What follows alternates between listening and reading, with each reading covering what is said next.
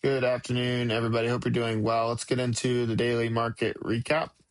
So, a couple of trades for us to review. The market's not been the easiest, but Costco, really simple day two continuation setup. So, this is a bit better than an average day two continuation because we have all time highs paired with it, and the fact that tech has been selling a bit. Market's been a little bit weaker than normal, and Costco has seen relative strength. Okay, so that's a good nuance to add into the trade thesis. And then as far as execution goes, really simple, break of the prior day high, um, and looking for a trend move. So expectation on day two continuations, a trend move, this paired with all-time high is really, really good. Pretty straightforward, but let me know if you have questions. MU, this one was really interesting because we had a big down day yesterday and then a huge frontside rejection that ultimately put in a failed breakdown at 663. So this is not a trade that I typically would be looking for, given the weakness from the day before. But in review, pretty good trade, and we saw the volume actually pick up through the session.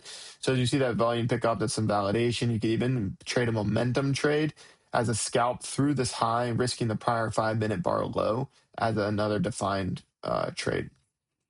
ServiceNow, this was a little bit of a two-way trade. So you had day one, the gap up. Stock's been in play, so whatever day it's on, but it did gap up, so you consider it day one.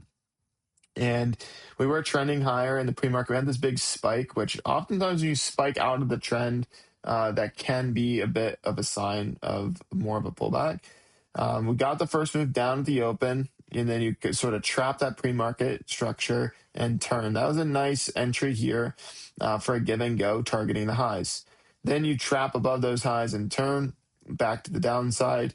This is where the thesis for the fade comes into play. While we're on the lower time frame, the execution is simple through the low of day breakdown for an entry signal, but the higher time frame can help with this mindset, being a little bit more prepared for it, having some conviction in it. And that is the fact that the stock is up, quite a bit, and it did have some reversion variables at play. This pattern here with, the price kind of 2-day move and then skipping higher and then another gap after that is the rubber band stretching a bit. Now, you'll typically find this at the height of trends. Like you've seen me refer to SMCI multiple times in 2024. And usually when it's looking like this on a weaker stock, it doesn't catch my eye as much. But this pattern specifically with the added gap today is a pretty good look to be prepared for potential exhaustion gap, which is ended up being what played out. Now, you can have those theses, be prepared for those things, but you want to have a signal.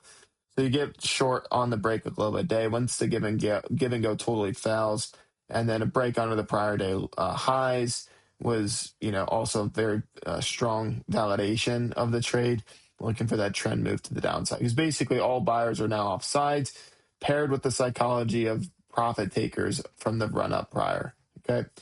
So that was really good. Overall market, not a lot to say today. We're just seeing a shift in tone. We're seeing some sellers step into the market. We got a little follow through to the downside. Pops were sold. It's not dramatic. It's not sped up. But there is a little shift. So we want to continue to monitor that into the days ahead. For the watch list going into tomorrow, SNDK, two-way trade idea here. The overall dip was bought yet again. We filled this little gap here around 1275 and saw a pretty nice reaction along with MU today.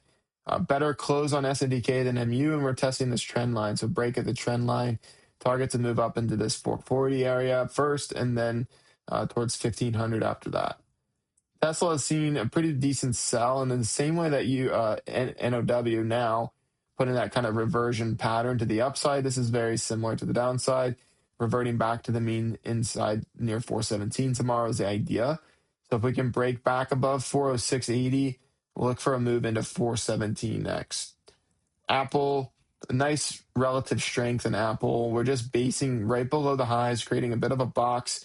4 trading sessions just off the highs, looking really good, paired with the psychological level of 300. So break above that, look for follow through to the upside. S&P, look for continuation lower. We haven't sped up, like I said, so if we can speed up, break under the lows, you can see a pretty fast move into 7,300. ASTS, really nice technical setup here, along with recent catalysts. Pretty straightforward. Key level 91.35 paired with trendline resistance. Breakout here toward 100 is set up.